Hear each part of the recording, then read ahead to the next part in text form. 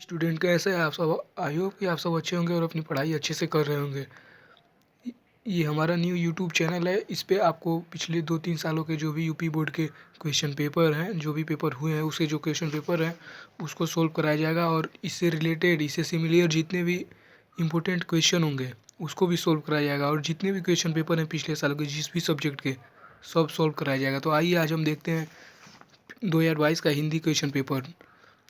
इसमें जो तो देखिए, ये हमारा क्वेश्चन पेपर का क्वेश्चन नंबर 1 है।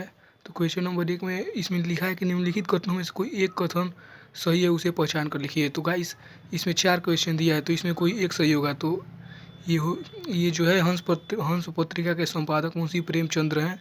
तो जो हंस पत्रिका है उसका संपादक मुंशी प्रेमचंद ने 1930 में किया था। तो इसका राइट आंसर हो जाएगा 1930 में, मतलब चौथा इसका राइट आंसर सही हो जाएगा। इसके बाद से क्वेश्चन नंबर ख पे आते हैं। तो जो क्वेश्चन नंबर ख है वो है कि कलम का सिपाही के रचनाकार कौन है? तो जो कलम का सिपाही है उसे जो है अमृत राय ने लिखा था। इसके बाद से है ग में है निम्नलिखित में से किसी एक कृति के लेखक का नाम लिखिए। तो किसी एक मतलब कृति के रचनाकार का नाम लिखना है, लेकिन मैं आपको सारा बताता हूँ।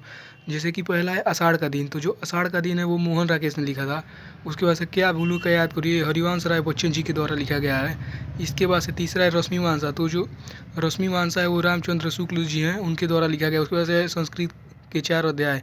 तो जो संस्कृत का 4 अध्याय है इसको जो दिनकर जी हैं, रामधारी सिंह दिनकर जी, इनके द्वारा लिखा गया। उसके बाद से है क्वेश्चन नंबर घ, सूरज का 7वां घोड़ा।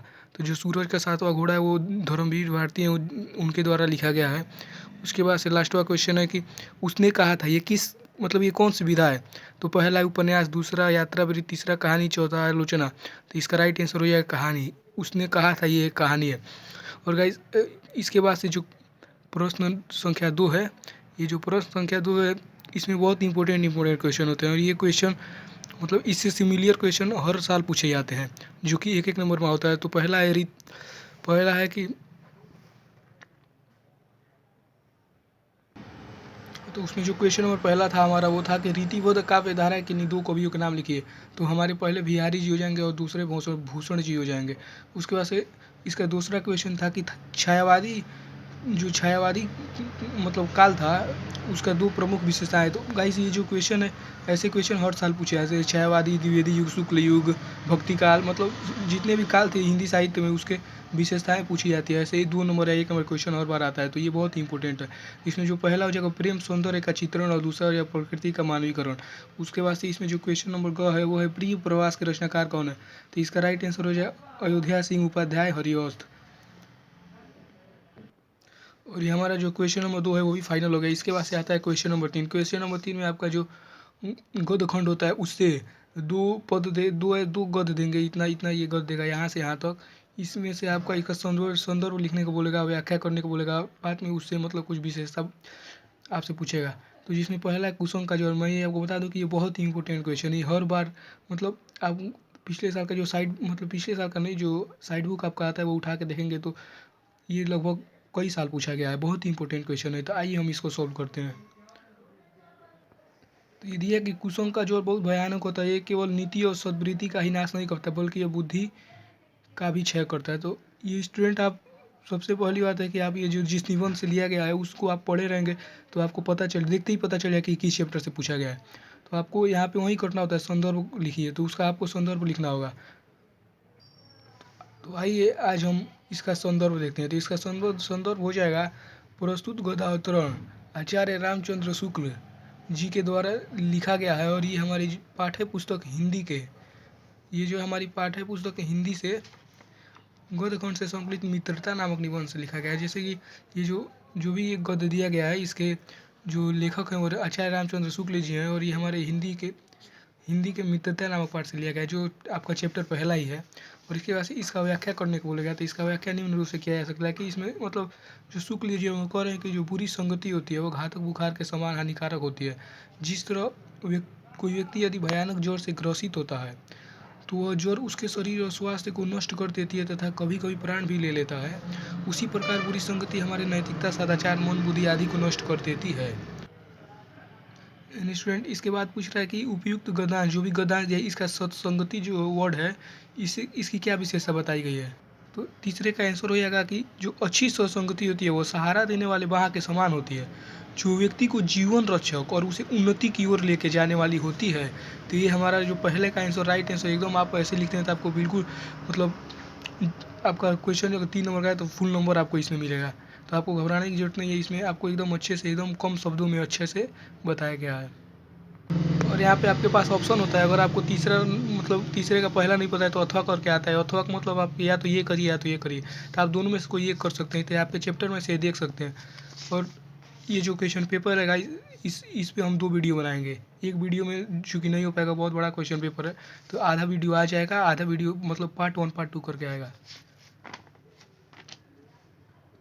तो देखिए ये दूसरे जो पार्ट 2 आएगा उसमें हम दूसरे को सॉल्व कराएंगे।